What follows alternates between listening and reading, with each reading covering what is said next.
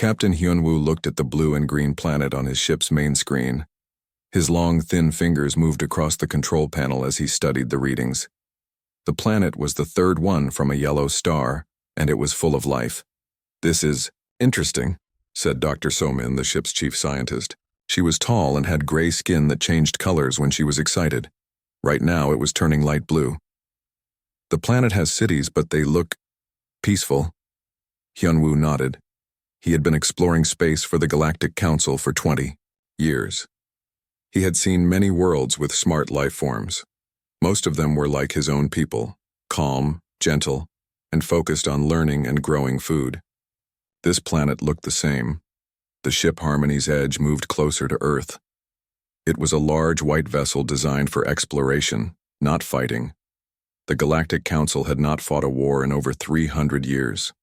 Why would they need weapons when all smart life forms were peaceful? "Look at those creatures," Somin said, pointing to the screen. The ship's camera showed humans walking in cities, working in fields, and playing with their young. "They look so soft. No claws, no sharp teeth, no thick skin. How did they survive on their world?" Hyunwoo studied the humans through the ship's powerful cameras. The humans were indeed soft-looking. They had no natural weapons that he could see. Their bodies looked weak compared to other species he knew. Even their young seemed helpless, needing care for many years. "They must eat plants," said Daeho, the ship's biologist. His 4 eyes blinked as he watched the humans. "Look how they grow food in organized patterns. They work together in groups. Very peaceful behavior." The ship's computer was trying to understand human languages. It had found thousands of different ways humans talk to each other. This was normal. Most planets had many languages, but something was strange. "Captain," said the computer's voice, "I am having trouble with the translation system." "What kind of trouble?" Hyunwoo asked. "The humans have many words for conflict situations. Words for fighting, attacking, defending, and harming others. I count over 500 different terms for organized group conflict alone." So-min's skin turned yellow with confusion. "That cannot be right. Peaceful plant eaters do not need words for fighting." "Perhaps it is a translation error," Hyunwoo said. "Keep working on it." Down on Earth, Commander Tae-ho was having the worst day of his military career.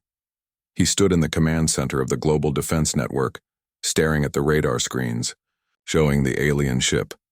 "Sir, they're trying to communicate," said Lieutenant Bo-ra from her station. "The signal is strange. It sounds like they're trying to speak Korean, but the words are all wrong." Tae-ho was a short, strong man with scars on his hands from years of combat training.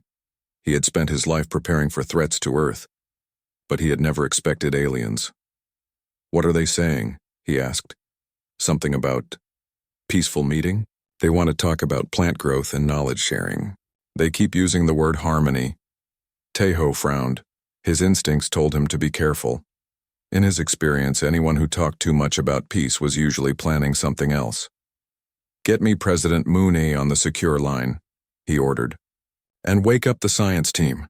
We need to understand what we're dealing with." Back on the alien ship, the crew was getting more confused by the minute. "Captain, look at this," Daeho said, showing Hyunwoo images from Earth's surface. "The humans have divided their world into separate areas with invisible lines. Each area has different colored cloth symbols on tall poles." "Territorial markers," So-min said, nodding. "Many species do this. It shows which group controls which area." "But why do they need so many different areas?" Hyunwoo wondered. "On most peaceful worlds, everyone shares everything." The computer spoke again. "Captain, I have completed the basic language analysis.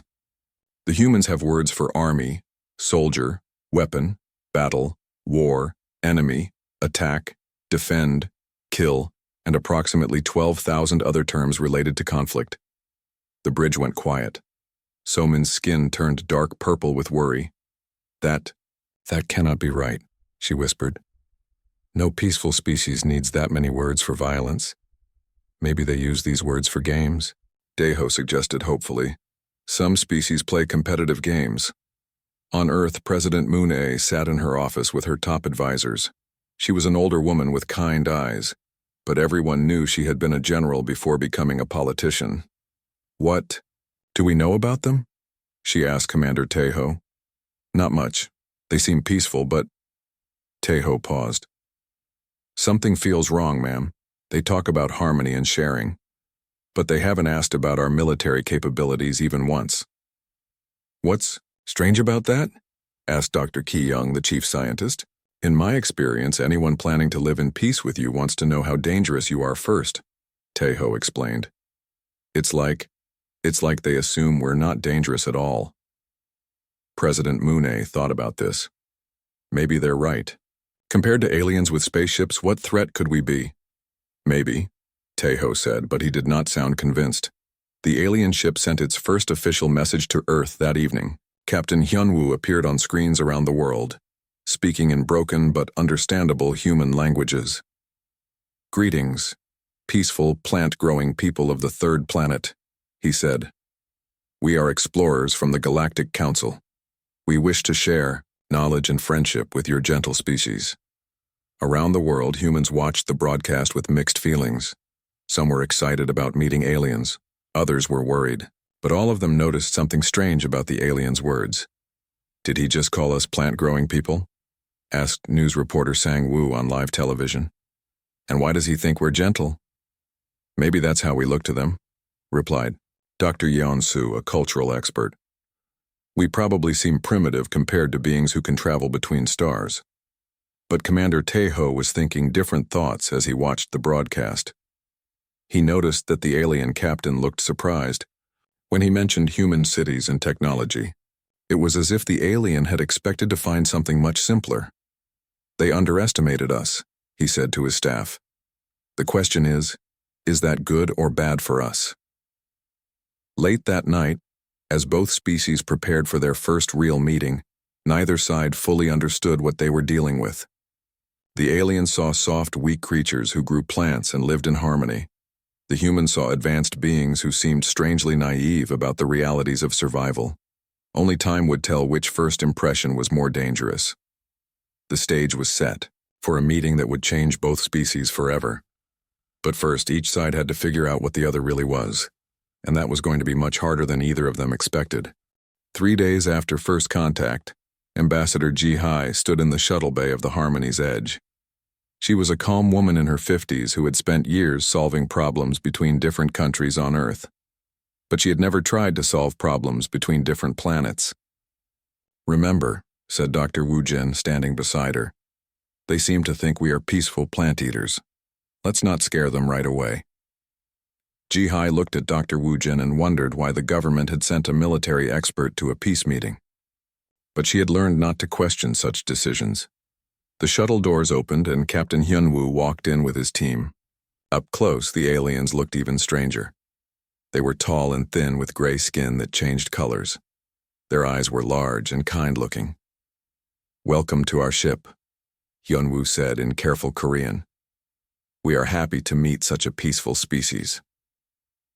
Thank you for inviting us, Ji Hai replied through the translation device. We are excited to learn about your civilization. Dr. So-min stepped forward, her skin turning bright yellow with excitement. We have prepared a cultural exchange area. We want to understand how your gentle people live. As they walked through the ship, Dr. Wu Jin noticed something interesting. The walls were smooth and white. There were no guards, no weapons, no security cameras. The aliens really did seem to live without fear. In the cultural exchange room, both sides began sharing information about their worlds. The aliens showed videos of their peaceful cities, their schools, and their gardens. Everything looked calm and organized. Now please show us your culture, said Dr. Kyung-soo, the ship's psychologist. His skin was a soft blue color. We want to understand how your people spend their time. Ji Hai smiled and activated her own device. Well, we have many activities. Sports are very popular on our world. The first video showed a boxing match. 2 humans in a ring, hitting each other with their fists while crowds cheered. The aliens' skin colors changed immediately. Hyunwoo turned dark purple. So-min turned almost black. Kyung-soo made a high-pitched sound that might have been fear. What? What are they doing? So-min whispered. It's boxing, Ji-hee explained. It's a sport. They fight each other following certain rules. Fight? Hyun-woo asked. You mean they hurt each other on purpose? Well, yes, but it's controlled, Dr. Woo-jin said. They wear protection, and there are referees to make sure no one gets badly hurt. The aliens looked at each other with confusion and horror. Let me show you something gentler, Ji-hye said quickly. She switched to a video of children playing in a schoolyard. The video showed kids playing tag, running and chasing each other. Then it showed dodgeball, with children throwing balls at each other trying to hit their opponents. The small humans also fight, Kyung-soo asked, his voice shaking. No, they're playing games, Ji-hye explained. Children learn through play. They learn to hunt and attack each other? So-min asked. It's not hunting, Dr. Woo-jin said. It's just fun. But the aliens did not look like they understood fun that involved anyone getting hit with anything. Hyun-woo tried to stay calm. Perhaps you could show us your history, how your people developed. Ji-hye thought this was a good idea. History would be safer than sports. She started with ancient civilizations. The first images showed Egyptian pyramids, Roman buildings, and Chinese walls. Beautiful architecture and great achievements. Very impressive, So-min said, her skin returning to a more normal gray color. Then the video explained why these things were built. The pyramids were tombs for kings who ruled through war. The Roman buildings were built by an empire that conquered other peoples through military force. The Chinese wall was built to keep out invading armies. Wait, Hyun-woo said slowly. Your people built these beautiful things. For war? Not for war exactly, Ji-hye said. But yes, war was part of life. Back then. Back then? Kyung-soo asked hopefully. But now you are peaceful? Ji-hye and Dr. Woo-jin looked at each other. How could they explain that humans still fought wars? That every country on Earth had armies? That they had weapons that could destroy entire cities? Well, Dr. Woo-jin said carefully, we still have some disagreements. The video continued, showing medieval castles built for defense, weapons through the ages, and battle formations. Every single period of human history seemed to involve fighting. The aliens watched in growing horror as human history unfolded. They saw wars between tribes, wars between kingdoms, wars between nations. They saw humans create better and better weapons, from stones and sticks to swords and guns to bombs and missiles. Your entire history is war, So-min whispered, her skin now completely black with fear. Not entirely, Ji-hye said weakly. We also made art, and music, and literature. Show us your art, Hyun-woo said. Ji-hye showed them paintings from different periods. Many were beautiful landscapes and portraits.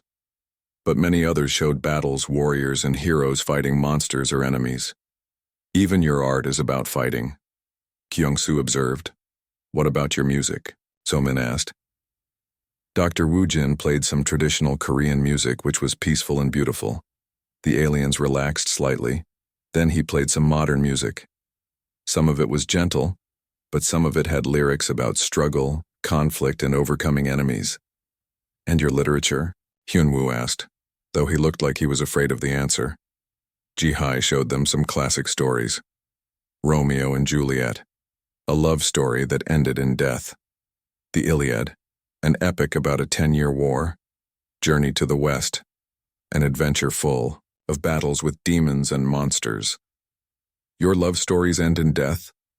So-min asked in shock. Not all of them, Ji-hee said. But many of our greatest stories involve conflict of some kind. The room was quiet for a long moment. The aliens looked at the humans with new eyes. These were not the gentle plant eaters they had expected to find. Let me understand, Hyun-woo said slowly. Your people fight each other for entertainment. Your children play games that teach them to attack and defend. Your entire history is warfare. Your art celebrates fighting. Your music talks about struggle. Your stories are about conflict. When you put it like that, Dr. Woo-jin said, it does sound bad. And yet, Kyung-soo said, you invited us here peacefully. You seem friendly and kind. How is this possible? Jihai thought about this. Maybe because we understand conflict so well, we also understand the value of peace. Or maybe, Dr. Wu Jin added, we fight so much among ourselves that we're good at working together when we need to. The aliens did not look convinced. There is something else, Hyunwoo said. Our computer has been analyzing your languages more. You have words for types of fighting that we cannot even understand. Guerrilla warfare, psychological warfare, scorched earth tactics. What do these mean?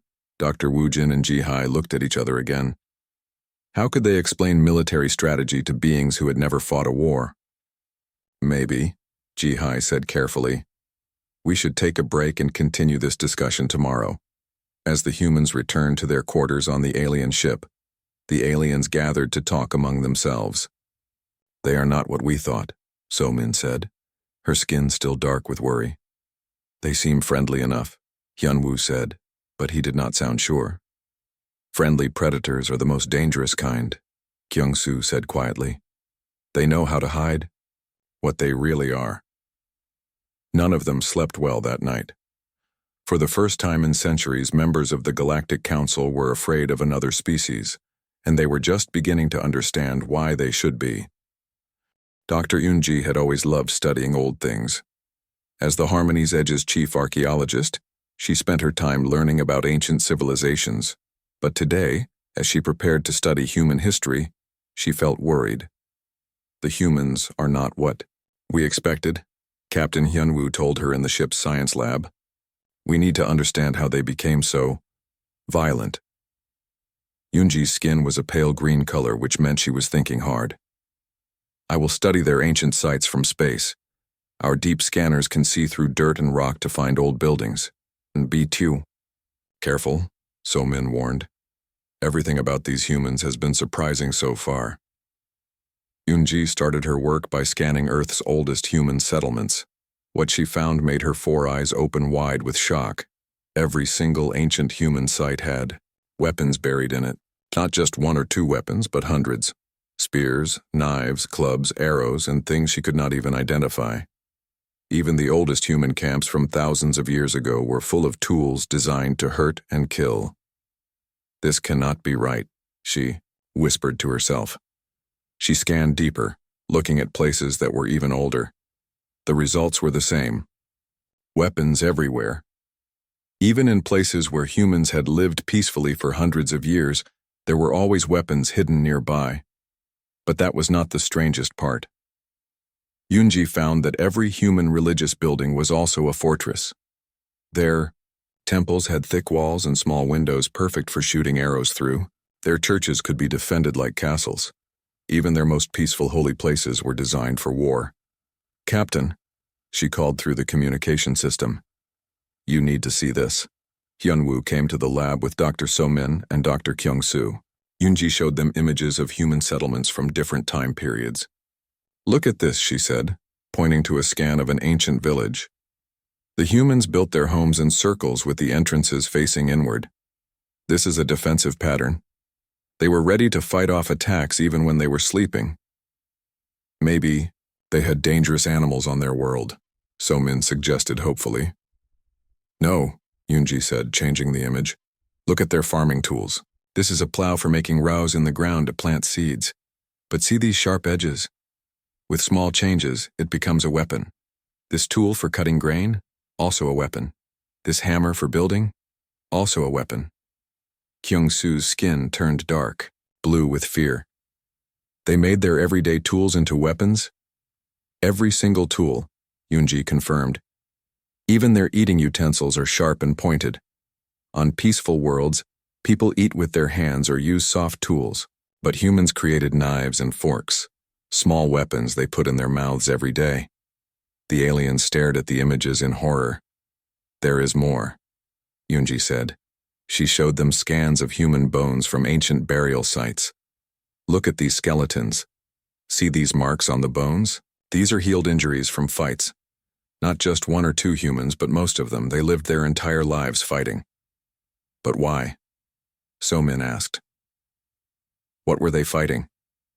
Each other, Yunji said simply. The weapon marks match human-made, tools. They were fighting their own species constantly. Captain Hyunwoo sat down heavily. In all his years of exploring space, he had never found a species like this. Meanwhile, on Earth, Dr. Hana was doing her own investigation. She worked for the Global Science Institute, and the government had asked her to study the aliens' questions about human history. General Minho, she said, calling the head of Earth's military research division. The aliens have been asking strange questions about our evolution. I think we should look into this ourselves. General Minho was a big, strong man with gray hair and scars on his face from old battles. He had fought in 3 different wars and understood combat better than most people. What kind of questions? He asked. They want to know why we have so many weapons, why we fight so much, and why our tools can all be used for violence. But here's the thing. When I tried to answer, I realized I don't actually know why. Minho frowned. What do you mean? I mean, why did humans develop this way? Most animals fight only when they have to. They fight for food, for mates, or to protect their young. But humans fight for ideas, for land they don't need, for resources they already have plenty of. It doesn't make sense from an evolution standpoint. Dr. Hana pulled up her research on her computer. Look at this. I studied human physical development compared to other Earth animals. We have things that don't make sense. She showed Minho images of human anatomy compared to other animals.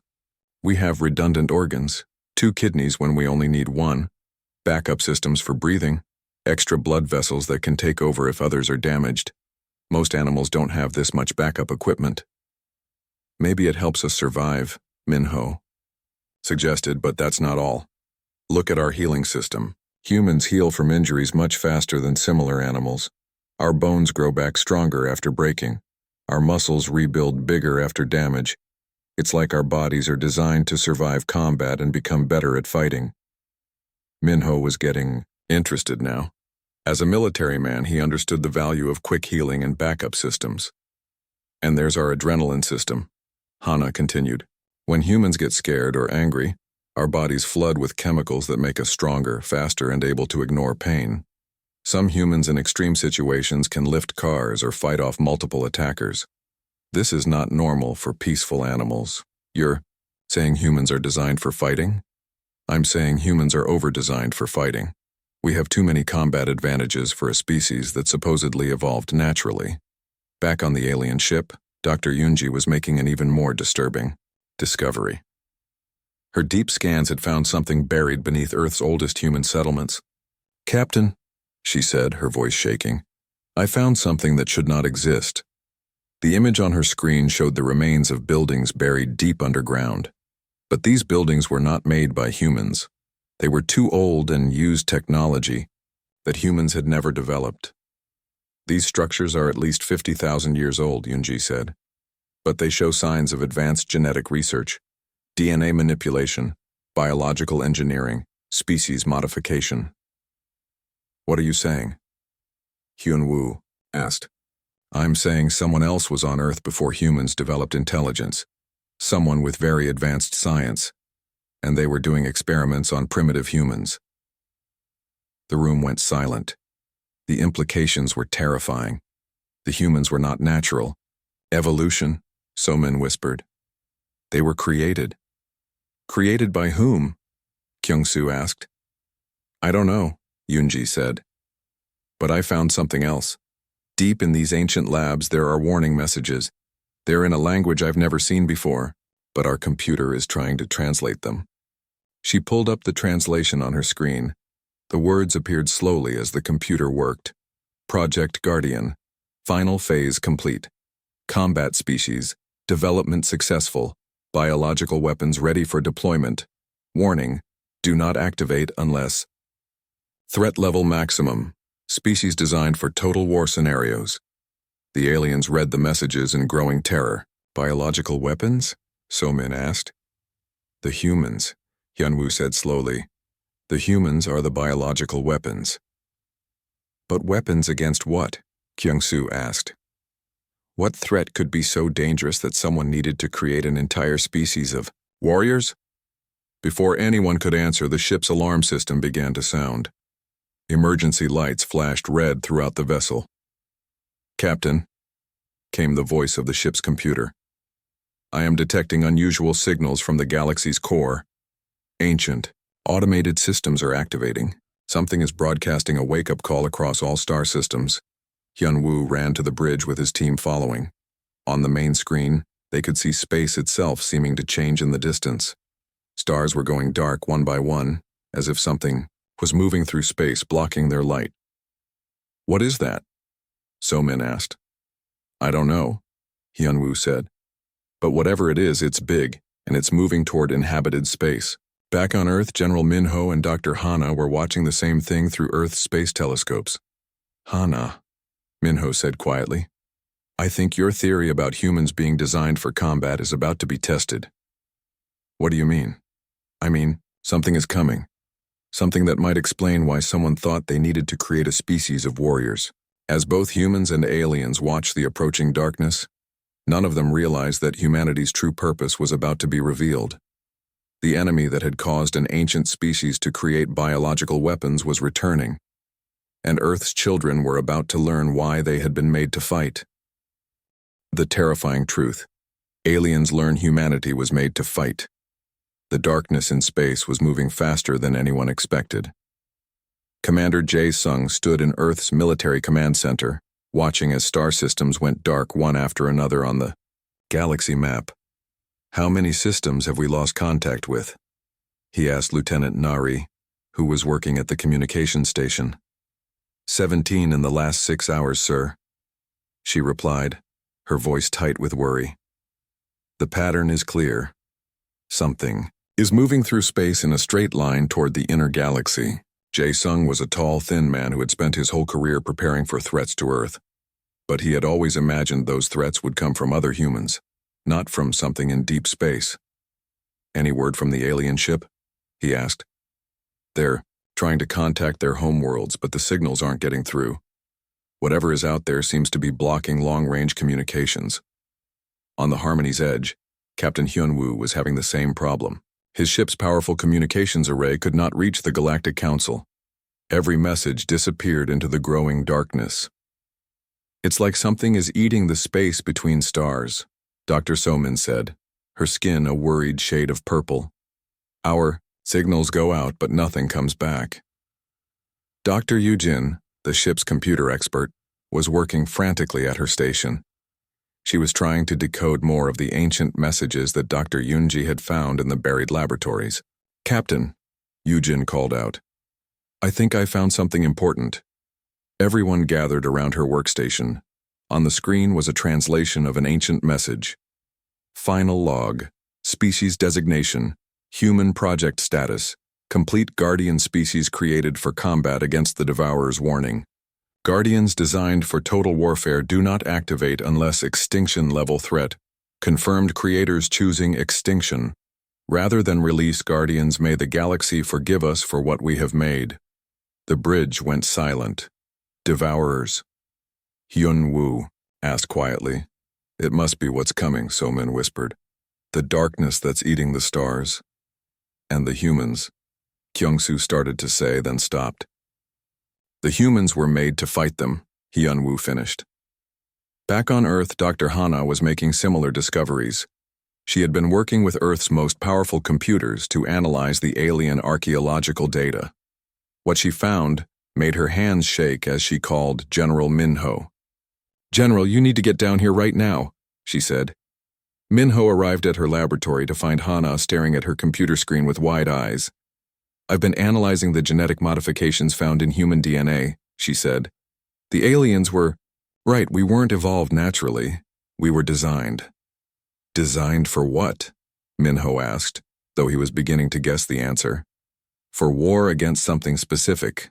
Look at this." She showed him a complex diagram on her screen. "Human DNA has been modified for rapid adaptation, enhanced healing, improved reflexes, better pattern recognition, and increased aggression under stress." "That sounds like a soldier," Minho said. "Not just a soldier, the perfect soldier." "But there's more. The modifications are designed to activate under extreme threat conditions." It's like we have sleeping abilities that only wake up when we really need them. Minho thought about this. In his years of combat, he had seen humans do impossible things under pressure. Soldiers who kept fighting with injuries that should have killed them. People who found strength they didn't know they had when protecting others. There's something else, Hana continued. I found trigger codes in our DNA, genetic switches that can be activated by specific circumstances. What kind of circumstances? Extinction-level threats. The approach of something the original creators called devourers. As if responding to her words, alarms began sounding throughout the building. Emergency broadcasts filled the air as reports came in from around the world. The darkness had reached the outer edge of Earth's solar system. Commander Jae-sung received the first clear images of what was coming. The enemy was not ships or aliens as everyone had expected. It was something much worse. Sir, Lieutenant Nari said, her voice barely above a whisper. The objects approaching our system, they're not ships. They're machines. Massive machines that seem to be eating everything in their path. The images showed enormous mechanical creatures, each one the size of a small moon. They moved through space like living things, but their bodies were made of metal and energy. As they traveled, they consumed everything. Asteroids, comets, space dust, even light itself. How many are there? Jae-sung asked. We can't count them all, they're too numerous and too large. But conservative estimates suggest thousands. Jae-sung felt a chill run down his spine. Earth's most powerful weapons were designed to fight other humans. What could they do against machines the size of moons? On the alien ship, similar reports were coming in. The crew watched in horror as the devourers approached. Our home worlds, Somin said, tears running down her face. They have no defenses against this. We haven't fought a war in 300 years. We don't even have weapons that could scratch those things. Captain Hyunwoo made a decision that would change everything. Open a channel to Earth, he ordered. All frequencies. Captain? Yujin asked, confused. The humans were made for this. We need to tell them what they really are. The message went out across Earth on every communication system. Hyunwoo's face appeared on screens around the world as he spoke in multiple human languages. People of Earth, he said. My name is Captain Hyunwoo of the Galactic Council ship Harmony's Edge. I have terrible news and important information for your species. Around the world, humans stopped what they were doing to listen. An ancient enemy called the Devourers is approaching your solar system. They are machines designed to consume all life in the galaxy. They destroyed the species that created them long ago, and now they have returned. President Mooney, watching from her office, felt her heart racing. But there is something else you must know. Hyunwoo continued. Your species was not evolved naturally. You were created by an ancient race as biological weapons designed specifically to fight the Devourers. Your entire civilization, your culture, of conflict, your abilities in warfare, all of it was designed for this moment. The world went silent as billions of humans processed this information. The genetic modifications in your DNA are now activating, Hyunwoo said. You will begin to feel changes, increased strength, faster reflexes, enhanced healing, and improved tactical thinking. Do not be afraid. This is what you were made for.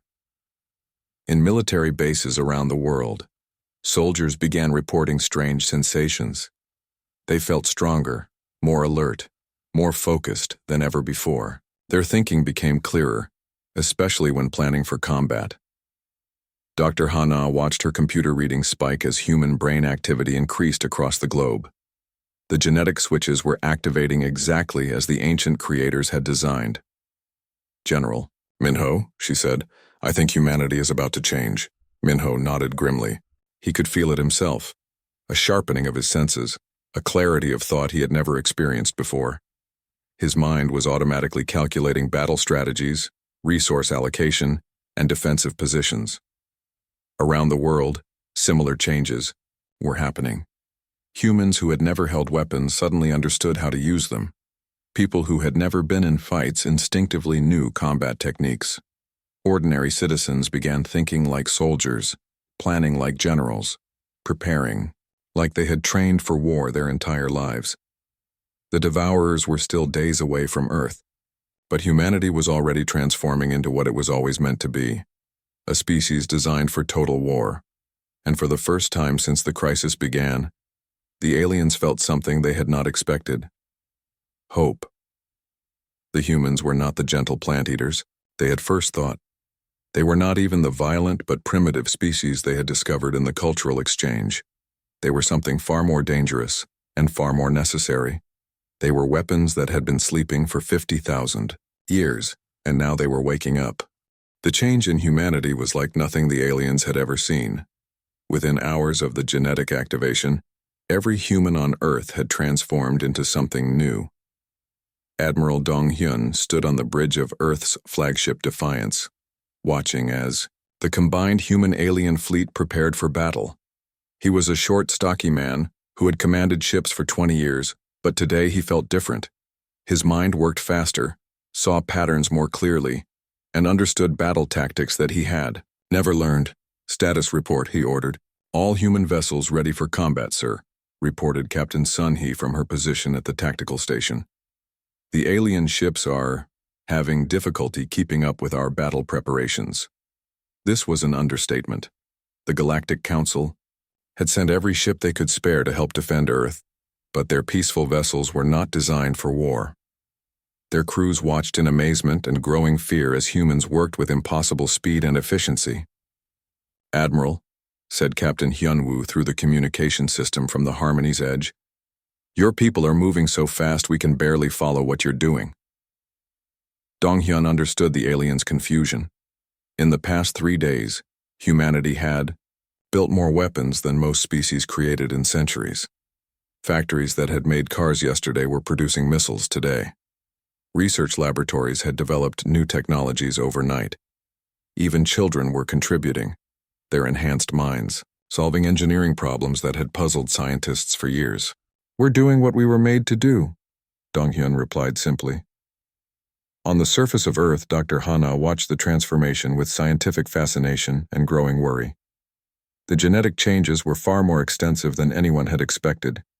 "General Minho," she said, studying her readings, "humans are not just getting stronger and smarter. We're becoming something else entirely." Minho nodded. He had felt the change in himself.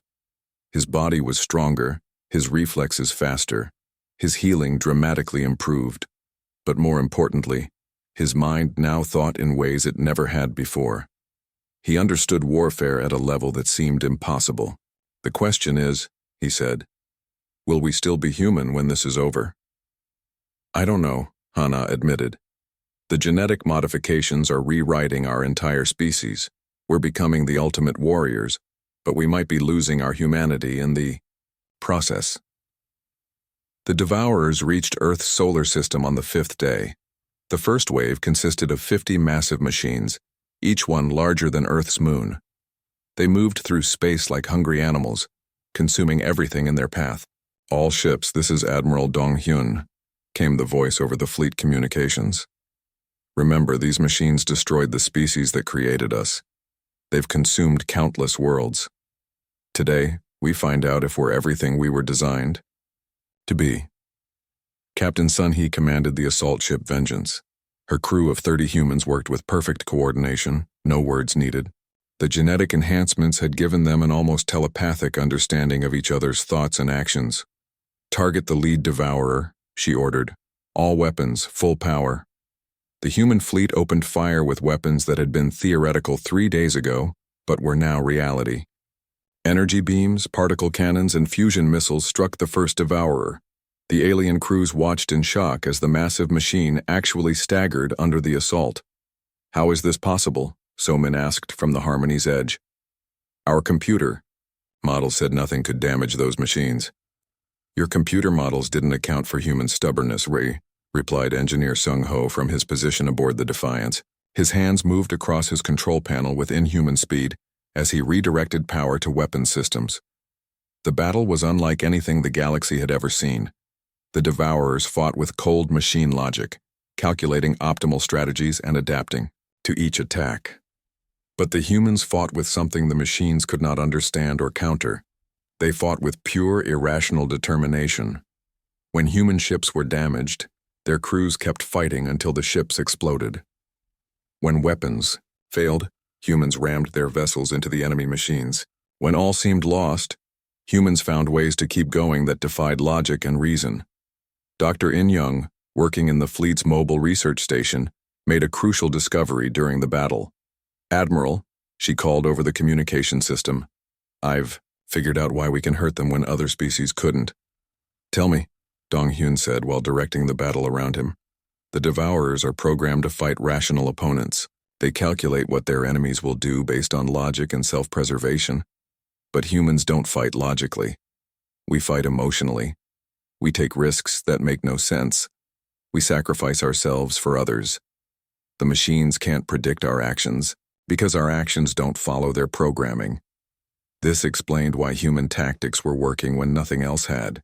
Captain Sun Hee proved this point when she led a suicide attack directly into the core of the largest devourer. "This is vengeance," she announced calmly. "We're going in." Her ship, badly damaged and losing power, flew straight into the machine's center. The Devourer's defensive systems tried to stop her, but they calculated that no rational being would sacrifice their life and ship for such a small chance of success. They were right. It was not rational. But Sun Hee was not fighting rationally. She was fighting as a human, with human determination and human willingness to die for others. Her ship's explosion tore the Devourer apart from the inside. The alien crews watched in stunned silence as the massive machine, which had seemed invincible, broke apart and died. "She did it," whispered Dr. Kyung-soo from the Harmony's edge. "She actually destroyed one of them." "Not she," corrected Captain Hyunwoo, finally understanding what they were witnessing. "They. This is what humans do. This is what they were made for." The battle continued for 18 hours. Wave after wave of Devourers entered the solar system, each one learning from the defeat of the previous wave. But the humans adapted faster, becoming more efficient, more deadly, more determined with each encounter. Engineer Seung Ho and Dr. In Young worked together to develop new weapons in real time during the battle. Their enhanced minds processed information and solved problems at superhuman speeds. "I have an idea," In Young said during a brief pause in the fighting. "The Devourers learn from each battle, but they're still machines. They have to follow their programming." "What are you thinking?" Seung Ho asked. "What if we give them something impossible to calculate, something so irrational that their computers can't process it?" They worked for 2 hours and created what they called the Chaos Protocol. It was a battle strategy that made no logical sense. Human ships would attack randomly, retreat for no reason, and sacrifice valuable resources for meaningless gains. To any rational mind, it was madness. To the Devourer's computer brains, it was incomprehensible. Admiral Dong Hyun implemented the Chaos Protocol in the final battle.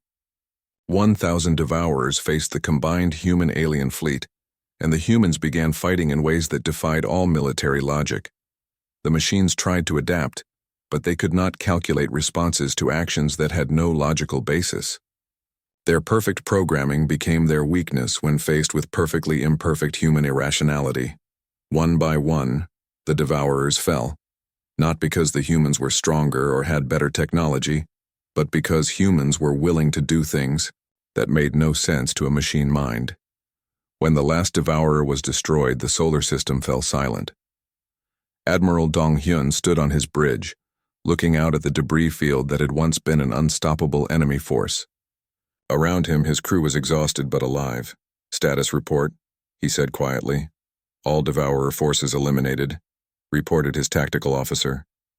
"Human casualties, 43 ships lost, approximately 2,000 crew members."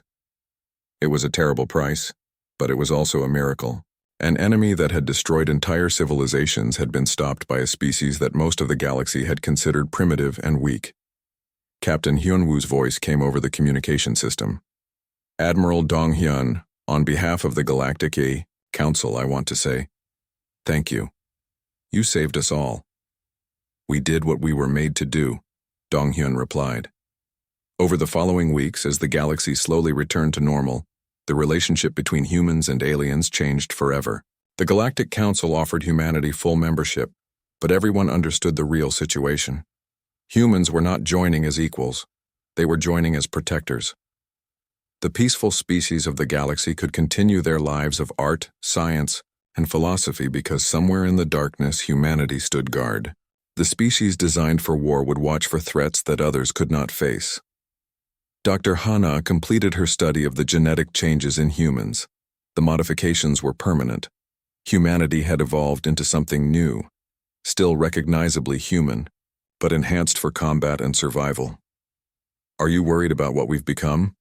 General Minho asked her. "Sometimes," she admitted. "We're more dangerous now than we ever were before.